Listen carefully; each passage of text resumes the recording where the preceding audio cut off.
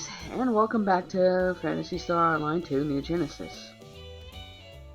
This is not part of the Retem run. This is something that I got the urge to do today while looking up Force guides on YouTube, because every single one of them that I found was still in Alio. Like, they were put out long before the Retem update.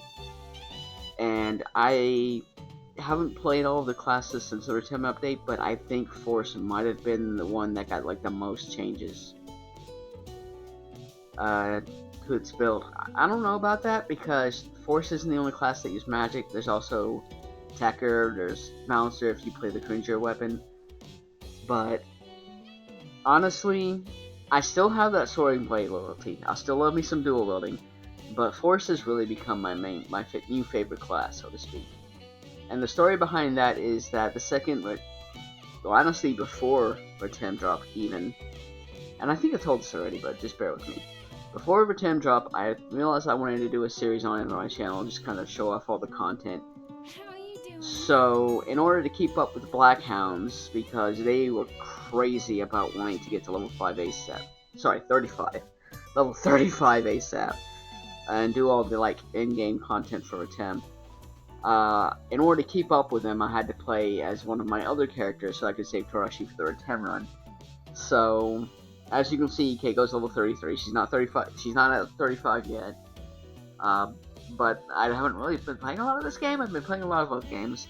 Nevertheless, let me just go ahead and spill it out. This is a guide video about Force specifically, and like I said in the last video,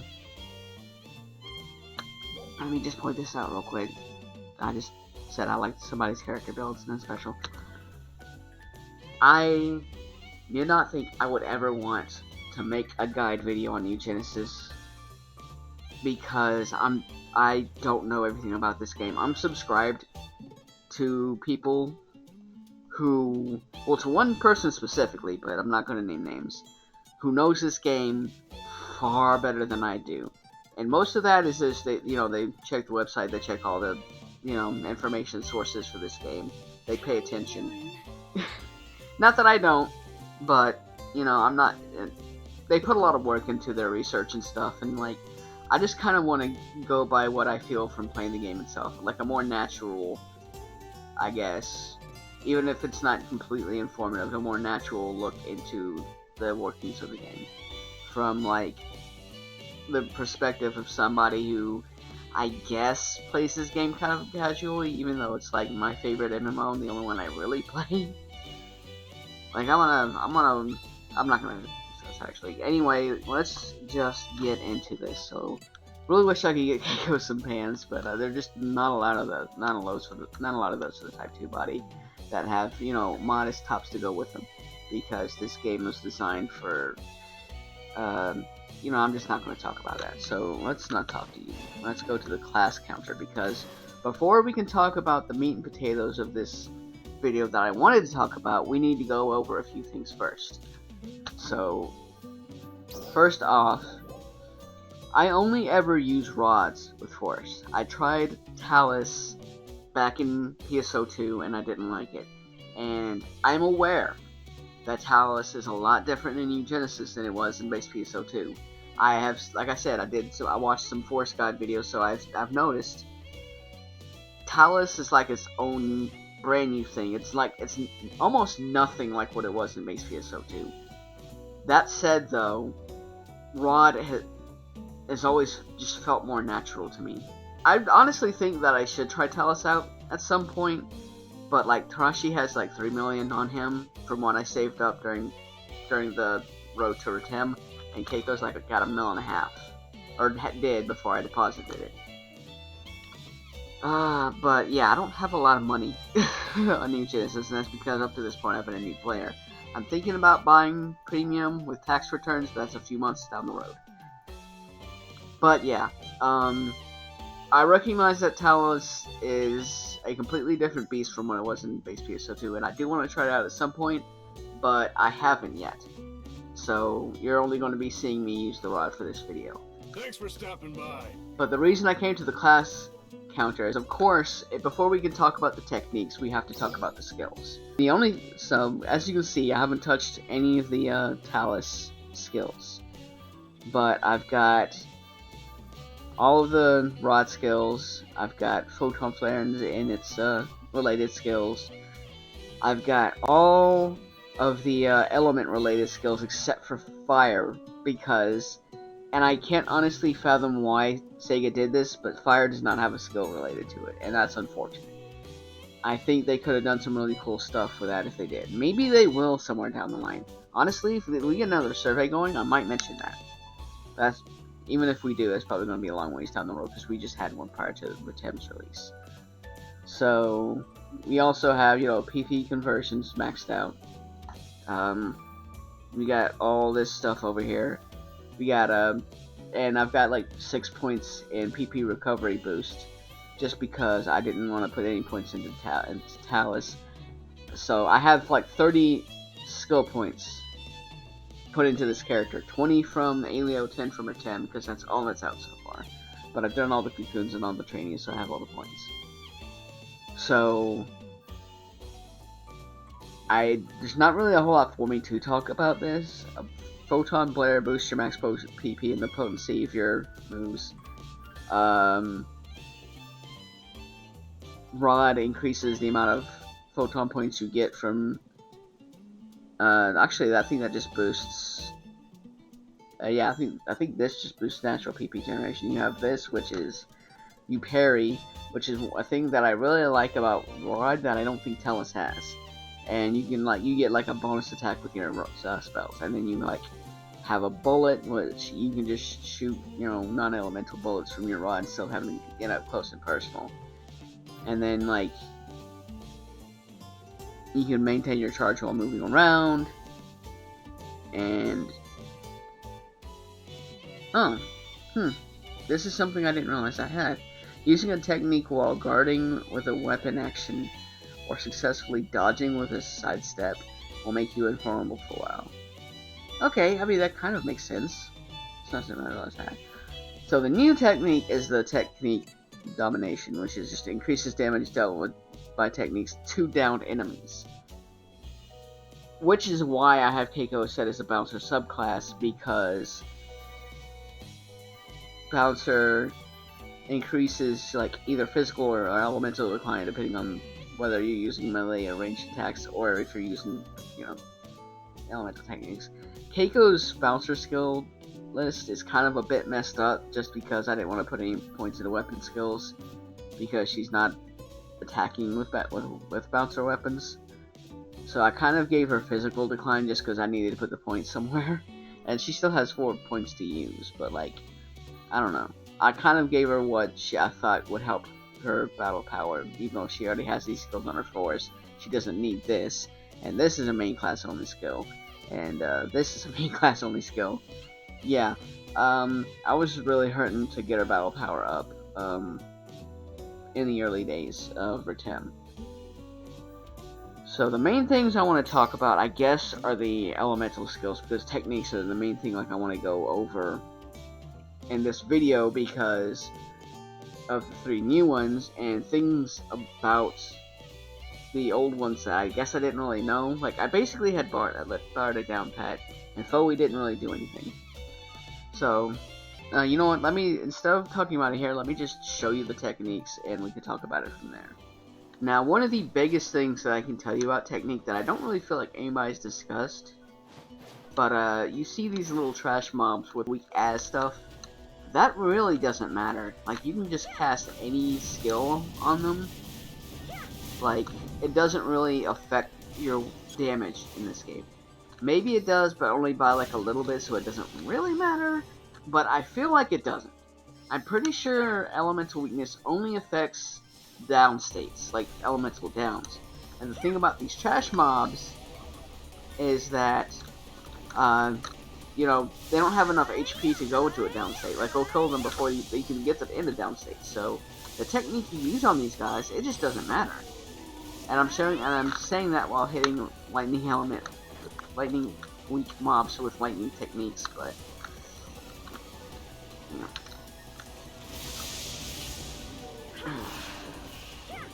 But yeah. So let's talk about, I've got all the techniques on my board here. Let's just go from the top to the bottom. So we already talked about how Foe techniques, or Foie techniques, however you want to pronounce it. I pronounce it Foe. They don't have a skill associated with them, so they don't have any mechanics based around them. They're just pure and simple, you know, splody, or, wait, or just fire waves and such. Or cyclone, whatever. I guess that was intentional. Like Sega designed them just to be, brainless, don't think, just explode type spells. So, they don't have anything on them. But that said, though, that is balanced by the fact that they have like cool forms. Like you throw a Foe and it's just a bolt of fire that does a little cyclone at the end. You charge it, and it explodes. It makes a decently sized explosion. I'm not going to call it a large explosion. This thing has nothing on Phantasy Star Online 1's Raphoi. This thing is an absolute joke compared to Phantasy Star Online 1's Raphoi, okay? And that goes for PSO2's Raphoi as well. That thing was also an enormous joke compared to the width and power of Phantasy Star Online 1's Raphoi. But we're not here to talk about PSO1. So I'm just going to move on. Then you have Gifoe, which, and I'm going to say it again, in PSO1, Gifoe was trash. People told me it was good. It was always way too slow for me. This is not slow. PSO2, especially on New Genesis Gifoe, is not slow. It's very fast. It's just, you get fire swirling around you. And if you charge it up, it's a cyclone that hits 3 times. That I used to call the infinitely tall shaft of multi-hit damage as a reference to another YouTuber that I am subscribed to because I enjoy his content. But it's not infinitely tall either, so that joke really doesn't work. I was going to show you the parry, but oh well. Contrast that to the Barda spells. You cast Barda, it's a line. You charge Barda, it's a line. Same with Gi Barda. You give Barda, it's a cone of cold, basically. You charge it, still a cone of cold. But Barda has mechanics behind it that you need the skill for. So you cast Barda a bunch of times. See that a bunch of times. See that glyph on him? That glyph, you want to get that to you want to make that a 6-star like that. Then you hit him with a charge move, and the glyph explodes, which you couldn't see because he died too quick. But hey, that just means we have to do it again. So let's do it again. The glyph is full. You cast 2 nodes of damage instead of 1. That's how Barda block works. Now we're gonna move on to Zond. Also, kinda samey. You cast it, 1 hit. It does change a bit though. So you cast it, you charge it and cast it. It's actually 3 hits, with the 3rd one being stronger. So that's something different compared to Barda. Now, Gizond I like. I don't like it as much as PSO1's Gizond, because that was like a chain lightning effect, which I have kind of moved a bit. I'll talk about that, but like PSO1 really isn't important. I just talk about it a lot because I made Phonium, and like Force was my baby back then, which is kind of starting to be again. You cast Gizond and it's a node. It's just a turret. It just sits there and zaps. You charge that and it stops being a node, and it's just kind of a wave attack. Honestly, I think Charge Gizond is inferior to Uncharged Gizond in New Genesis. That's just my opinion though. Maybe there's a whole bunch more damage compared to Zond, and it is an AoE, so there is that. So I'm gonna move on, but I'm gonna come back to Zond because there's something about it I want to talk about. But I will say this: you cast Zond a bunch of times. Okay, I'm gonna get to talk about it now actually. So let's talk about it real quick. The chain lightning that Gizond had in PSO1, not base PSO2, PSO1. that move to Zond. So you hit an enemy, and it sparks off. Now, I used to think that Zonde Cloud was responsible for this, but no. Zond has always done that as of New Genesis release. This is actually an amazing mob tool. You get your force up in the air where it's harder for them to get hit, and you just spam Zond, and it goes to work. You get a bunch of enemies, you know, in a small area. You cast Gizond, and let that thing go while you're casting Zond and chain and chain lightning at all the enemies. This is my favorite new way to deal with trash mobs in this game. I absolutely love this setup. So, which is kind of why, despite all the new elements in the game that Bertem brought, Zond is basically my favorite now, which is funny, because I used to swear by Foe back in the day. Well, although Zond was like my second favorite back then, so you know. But yeah, so I have Zonde Clad fully charged, so we're gonna pop that off, and all it does, it's basically like Barter Block, but without the extra steps. You just do extra damage with it. And I think that carries on to the Chain Lightning with Zone, but I haven't really gauged into that much. So now we're going to talk about Zan, and I'm sorry, this is my least favorite element in this game. And that's something I thought I would say about Megid, because Dark just is not my aesthetic. But no. So Zon, or Zon rather, not Zon, Zon is awesome. Zon, you cast it, you get 3 little knives. If I can get high enough in the air to kind of show this off properly. Hold on. It's kind of hard with all these enemies in the area. Yeah, 3 little knives that just go out on your enemy, and usually only one of them hits, but although I think they have a little bit of, like, homing finesse to them. Let me target this big dude and get away. Yeah, this one. Yeah, let's get back. Jump. Okay, yeah, they have a little bit of homing, but not a lot. Then you charge it. And you get this, this like old school JRPG like wind blade thing, and that's kind of cool. But it has problems. First of all, I'd personally like it a bit more if it spun. You cast it and it spins, and then it stops spinning, and it kind of spins slowly. If it just spin fast all the time, that would be awesome. That's just my opinion, though. It has a real problem, though. You can miss pretty easily with this thing. Like, if you have a large, heavily mobile enemy, like, say, the Bane of My Existence, Nogweth, because he just does not want to sit still, he just does not want to show you his face. But yeah, he can literally just jump out the way of this thing.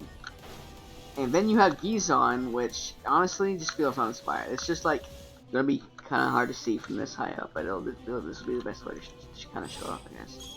Oh, okay, don't lock on, because then... Stop, there we go. Yeah, it's just a little ball of wind at your enemy, directly to your enemy. There's nothing, no, it doesn't travel, you just spawn a little ball that does a little bit of damage. Then you charge it up, and it's just a bigger ball, and that's it. Zon in this game just feels the least inspired, which to be fair I didn't much care for it in base PSO2 either. Although I didn't really get to know it that well back then, because you had a lot more than just like 3 spells of 1 element, which is like the standard in PSO1. But now we only have 2 spells of 1 element per element. But I'm sure that'll change as, you know, NGS gets on. That's not the point. But yeah, Zon just feels like the least inspired element to me. Maybe like some people would like it. Maybe people do like it. I don't know. It's not for me, I guess. Which is unfortunate because a lot of the bigger enemies in Retem are weak to it. So I kind of have to put up with it for now. There's one thing about Zon I haven't talked about, but I have shown it. So you might have caught on to it already. You cast 1 uncharged spell. They get this little ring, right? You charge a spell, and you throw it at them, and it does an effect. Although you couldn't see it on that one because you died too fast. Let me find something. There we go. I don't know how easy that was to see, but basically, you cast Charge Zon on an enemy with the wind skill that I didn't memorize the name of. It's going to take me a while to memorize the names of the 3 new element skills. But yeah, with charge on, it creates like little wind blades to swirl around your opponent if you use the mechanic. Which I don't really. I've seen it deal damage, but I don't really know how it hits. It just seems to hit out of nowhere. I don't really know how that works. But yeah, you got a good look at it right there. Honestly, I do like that. And despite Zahn's problems, I do feel like that looks cool. I don't know how much damage it does. But the real problem is with Zahn. So, hit him once, tap him up, and then pop the charge. And visually, nothing really happens. I feel like it just does more damage and that's it. Which is kind of unfortunate compared to the changes to Sun. Maybe it turns the bigger ball of wind into like a cyclone. I think that's what it does, visually. Yeah, I think it just deals more damage other than that. So now we're going to go to light elements. And as much as I dig the light aesthetic, this is probably, unfortunately, one of the more useless elements so far. Like, we'll probably come across some enemies like weak to light in like the next expansion or something. But this just, I don't know, it just doesn't do much. I remember Grants in PSO1, it was just the one spell. Like, you didn't get multiple spell elements for light and dark, or multiple spells for light and dark. Yeah, you cast it, it's a couple arrows, you charge that, and it's like it's like 5 or 6 or so swords, and I just died out of nowhere. But we got people with us, so I'm good. Yeah, I mean, I do like that light its swords when it's charged, so that's awesome. So it definitely fits some swords made out of light. That is definitely like a big part of my aesthetic. I'm down for that. And honestly, I do feel like the light spells do look impressive, but they're not really big on AoE. That's kind of the problem. Let me show you. So, we have Grants. Yeah, Grants. It's basically like a quarterstaff that twirls around you, which is cool. It doesn't really have the best range, though. It's like, it is an AoE attack, but it doesn't really have a lot of range to it. You really would have to get enemies, like, really clogged up together to be able to use it very much. And at that point, honestly, like, I really feel like you're better off using Zahn at that point. But then you charge this bad boy up, and let me get rid of the mechanic first, because I want to show that up separately. The Grants is beams of light when charged, just like light cannon times 3, just kind of going down and raising up at your enemy. That's honestly, I kind of dig that. And fortunately, it just doesn't perform very well. I don't think it honestly looks more like an orbital strike, which I'm not about. So we need to talk about the mechanic. Oh, I just fell. Yikes. Okay. So we need to talk about the mechanic. Grant's glitter, and I just lost it. So yeah. I'll just spam this a little bit, and this should come back. Yeah, there we go. So Grant's glitter is what this is called. I don't know why I memorized this one, but hey. This mechanic, you just hit with uncharged a bit, and then you can charge and summon like multiple attacks, like additional attacks. Which, you know, that's kind of cool. You get more swords with charged Grants, and you get more orbital strikes with charged key Grants. And yeah, you are really meant to cast key Grants up in the air. Which actually, yeah, that's kind of weird. I didn't really see any additional like orbital strikes with that. That's weird. I don't know why that didn't work. Oh, but so yeah, that's the light element techniques for you. I like the aesthetic. I like the way they look, but Grants is kind of hard to aim. Grants is useful, but it's single target, so it's not that useful.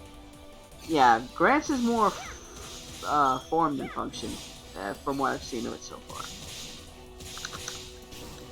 Okay, so let's move on. Now, everything that I've said about Grants, honestly, I kind of feel like the opposite is true. The design of the way it looks, not that spectacular, but the damage and the way it can be used is honestly amazing. So, We cast Megid, which is what it's called. I'm not sure what I called it before. Maybe Grants? Maybe I got that wrong. I don't know. But you cast it, it's just a ball that flies towards your enemy. Not a whole lot going on there. It does explode though, so that's nice. It's like a dark fireball, which is cool. And let me go ahead and charge this real quick because that's the mechanic, and I don't want to really show off the mechanic too much. Okay, hang on a second. I need to get up to where this PSC burst is. Hang on. I'm gonna need to do a lot of editing this video to make it decent. So you charge Megid. You charge Megid. Sorry. I don't know why I'm messing that up. This is definitely not the light element's problem. So you charge Megid, and that's the mechanic. Hang on. Oh, I'm sorry. What? Okay, I don't have the mechanic. So you just charge it. It's just another ball, but it's like piercing, I guess. Like it doesn't explode on contact, which I'm not sure that Megid did uncharged. But like it goes farther, which is and I think it's a bit bigger too, which is nice. So then we have Megid. Yeah, this is kind of just like Gazan all over again. It's just a ball of darkness that it just kind of like spawns out from your enemy. It does look honestly, no, yeah, it looks exactly the same like Zan. Let me get rid of the mechanic real quick. No, that's actually really good. Wow. Alright, so then we get on to did I actually talk about? Oh yeah. Then we go to Megid. Look on the actual enemy here, and then boop. It's just a ray of darkness that comes down and just splatters dark all over the enemy. This is honestly a bit cooler, in my opinion. So now we get to talk about the mechanic. So you cast one of your spells, and a ball appears behind you. You cast another one, and another ball appears behind you. 3 is the maximum. So you charge Megid, and you get your ball of darkness plus however many more based on the normal balls you have behind you. 1, 2, 3, and charge. Boom. Up to 4. These do not home like uncharged Zando does, unfortunately. So this is either going to be AoE, honestly, just not that effective. But then we get to Megid. Okay, I got it right that time. Then we get to Megid. Let me change targets. Yeah, there we go. You can actually see this. And I'll just pop my... I really need to change my setup because I be misusing my Photon Blast. Hold on. Then you charge Megid with the full mechanic ready to go. 1, 2, 3. This changes from one orbital strike of dark to just like a localized thunderstorm of dark. 3 and go. Yeah, you just get all kinds of dark beams going at your enemy with charge Megid. Honestly, like by itself, not really impressive, but with a mechanic, it does kind of look cool. That said, though, Megid's main thing is not look; it's damage. This is one of the better This is one of the better techniques for DPS. One of the better technique clusters based on element for damage. That said, though, my favorite. No, just look at this. Look at the chaos. We pop Gizon, let that do its thing, and we just flood this group of enemies with electricity all over the place. It's awesome. So that's basically the video. I don't really know how much of a guide this is going to be in terms of usefulness. I didn't really talk about like the deeper mechanics of the game itself and of the class itself. But I showed off the techniques. I showed off what they do. I showed off what you can do with them, with their mechanics other than Foley. And honestly, like, of course, when it comes to bosses, you want to use the element they're weak to get elemental downs, which is what Keiko is geared to with her bouncer subclass.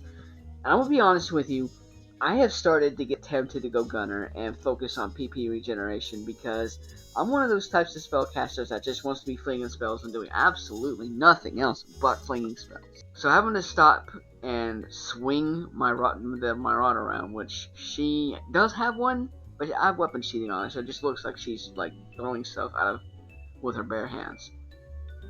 But yeah, having to stop to attack honestly kind of sucks the fun out of the character a little bit, but it's not a big deal. I hope this was somewhat informative and at least kind of giving you a better look at the class now that Retem is out and a lot of the new stuff available. Zon is my favorite so far. Barda and Magid are useful, but yeah, they don't have much going with wise.